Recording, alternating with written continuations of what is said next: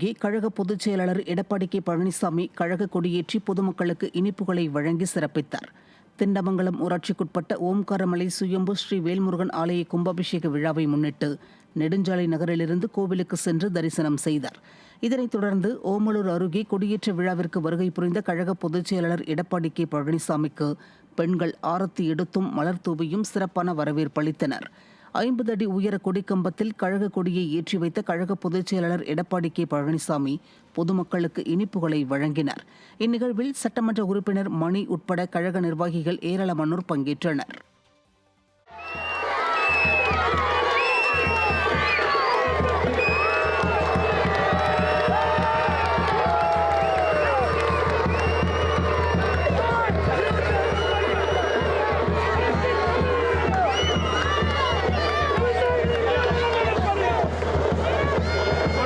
செங்கல்பட்டு மாவட்டம் தாம்பரம் மாநகராட்சிக்குட்பட்ட அஸ்தினாபுரம் பகுதியில் முதியோர் உதவித்தொகை வழங்க லஞ்சம் வாங்குவதாக அப்பகுதி மக்கள் குற்றம் சாட்டியுள்ளனர். அஸ்தினாபுரம் பகுதியில் முதியோர் மற்றும் மாற்றுத்திறனாளி உள்ளிட்ட உதவித்தொகைகளை வங்கியின் ஒப்பந்த ஊழியர் என கூறி திமுக நிர்வாகிகள் சிலர் அப்பகுதியில் பணம் கொடுத்துக் கொண்டிருந்தனர். அந்த பகுதியைச் சேர்ந்த மக்கள், நீங்கள் ஏன் அரசின் பணத்தை தருகிறீர்கள் என கேள்வி எழுப்பினர். மேலும் உதவித்தொகை வழங்குவதற்கு அதிகாரிகள் லஞ்சம் வாங்குவதாக அப்பகுதி மக்கள் புகார் கூறியதற்கு திமுக பகுதி செயலாளரின் ஆதரவாளர் ஒருவர் முன்பு உதவித்தொகைக்கு 50 ரூபாய் பணம் வாங்கியதாகவும் தற்போது வெறும் 20 ரூபாய் தான் வாங்குகிறோம் என்றும் கூறினார்.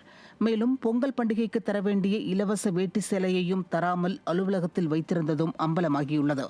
திறனற்ற திமுக ஆட்சியில் உதவித்தொகைக்கு லஞ்சம் பெறுவதாக திமுக ஆதரவாளரை கூறியது பொதுமக்களிடையே அதிர்ச்சியை ஏற்படுத்தியுள்ளது. இந்த வார்டு 37வது வார்டில் ஒரு திமுக கவுன்சிலரு, அவங்க பொண்டாட்டி தான் கவுன்சிலரு.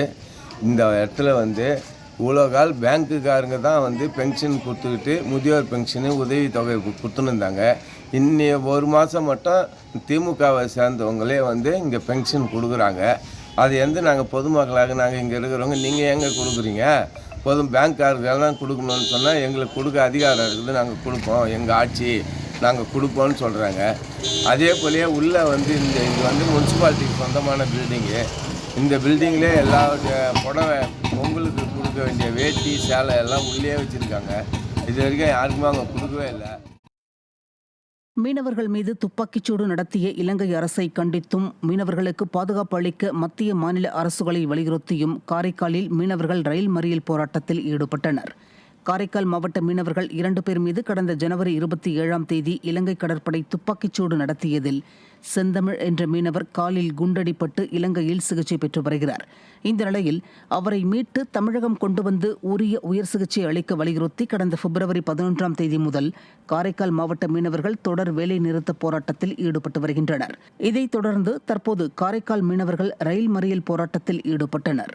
தமிழக மீனவர்கள் விவகாரத்தில் இலங்கை அரசு தொடர் அத்துமீறலில் ஈடுபடும் நிலையில் மத்திய மாநில அரசுகள் எந்த நடவடிக்கையும் எடுக்காமல் அலட்சியத்துடன் செயல்படுவதாக மீனவர்கள் வேதனை தெரிவித்திருக்கின்றனர்.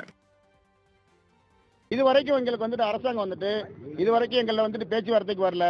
எங்களுக்கு அரசாங்கம் கூடிய சீக்கிரம் எங்களுக்கு பேச்சுவார்த்தைக்கு இந்த போராட்டத்தின் வாயில நல்ல செய்தி சொல்லாத வரைக்கும் நாளை காரைக்கால்ல வர்த்தக சங்க ஆதரவோட எங்களுக்கு முழு ஆதரவோட கடையடைப்பு பண்ணியிருக்கோம். அதையும் எங்கள் கவர்மெண்ட் எங்களை செவி சாய்க்கலனாக்கா அடுத்து எங்களோட ரேஷன் கார்டு ஆதார் கார்டெலாம் ஒப்படைக்கலான் இருக்கிறோம். இப்போதைக்கு இந்த சூழ்நிலை இருக்குது. கூடிய சீக்கிரம் எங்களுக்கு அந்த இலங்கையில் இருக்கிற பையனையும் அவங்களுக்கு தண்டனை ரத்து பண்ணி துறைமுக விரிவாக்க பணியும் உடனே வேலை செய்யணும். காரை மாவட்ட சார்பாக நாங்கள் கேட்டுக்கிறோம். முக்கியமாக அடிப்பட்டவர், அங்கே குண்டடிப்பட்டவரை இந்தியாவுக்கு கொண்டு இங்கே உள்ள சிகிச்சை பண்ணணும்.